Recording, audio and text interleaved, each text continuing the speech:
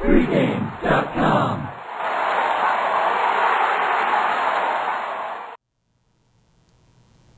Game 7, Eastern Conference Finals. Boston Celtics travel to Miami. Bryan, I just got one thing to say. LeBron. You know, being from Cleveland, I hate LeBron. I despise LeBron. And I've watched every single game that LeBron has played when he played for the Cavaliers. That game last night, you could see on his face, he meant business. And that's the first time, literally the first time, I've ever seen him with that look the entire game. He did not smile. He did not grin. He did not showboat. He played basketball. And that was pretty impressive last night. It was. And, I was on Miami last night. I liked him last night. I'm going to be on him here again. Not as strong as I was last night because we're going to be laying 8 points in this game. But you know what it looked like to me with LeBron, and I agree 100% with what you said. If this team does not get to the NBA Finals, it's not going to be because Bosh was hurt. It's not going to be because Dwayne Wade was hit or miss throughout the series. All the blame's going to go on LeBron. And I agree with you. I've been a hater of LeBron since he left Cleveland. Not because he left Cleveland. It was the fashion in which with the show and everything.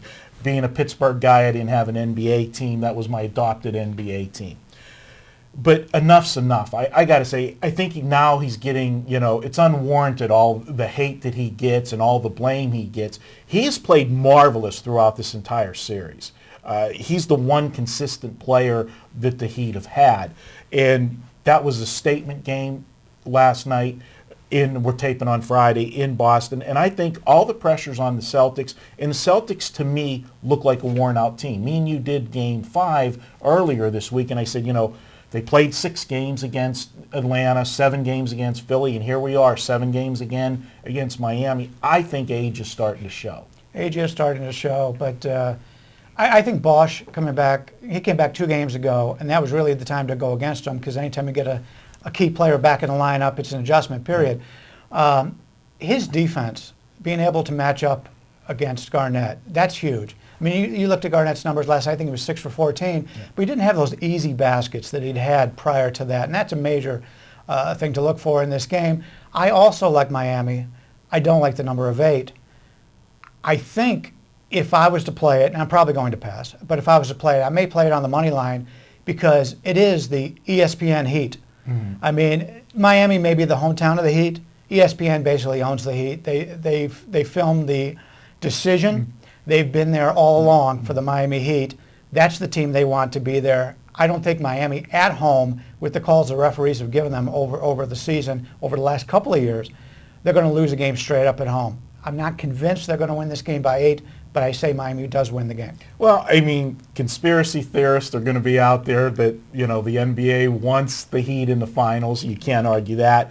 In history itself, just Game 7, period, for the home team, that's almost an automatic. So I can't disagree with you there. I'm too cheap to lay that big of a money line for me. I just don't like to do that. That's a lot of buffets if you go down, and we don't want to give up that many. But if you win, that's a lot of buffets to win.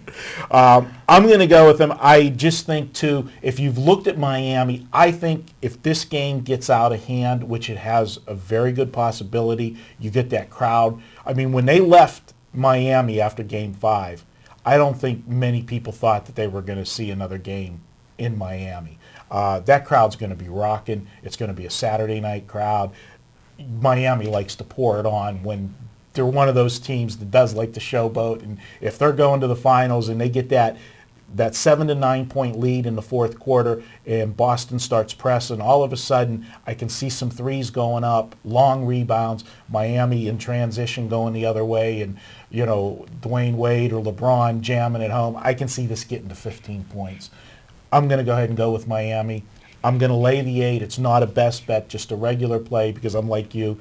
It is a hefty number for the way the series has been played other than Game 6. Any closing thoughts from you? Well, the only thing I would say is, we talked about this in the last video we did, is the foul shooting for Miami. We saw it again yesterday. They didn't shoot well from the line. Your key players are going to be the ones going to the line. Always, anytime you're laying a decent number, you always have to worry about foul shots at the end of the game. So that's my only concern. Well, To add to that, they've missed 51 foul shots now in 6 games. That's not good. I can't argue with that. Okay, there you have it. Game 7, I'm going to go ahead, take Miami, lay the 8 points, just a regular play. We're going to be back here. We're going to look at a Sunday baseball game. We're going to go to New York. It's the Subway Series. Yankees and the Mets in interleague play here on pregame.tv up next.